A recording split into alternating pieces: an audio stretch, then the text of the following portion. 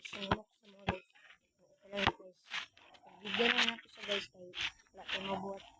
So, pusugan namin. Ayun guys, mag-shota namin guys.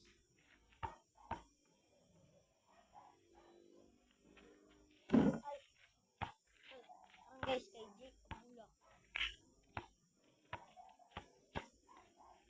Guys, sana mag-subscribe kayo guys. Thank you.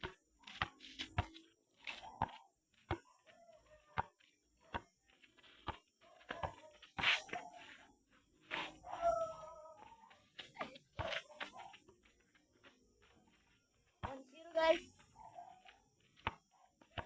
Jake 0 at saka ako ay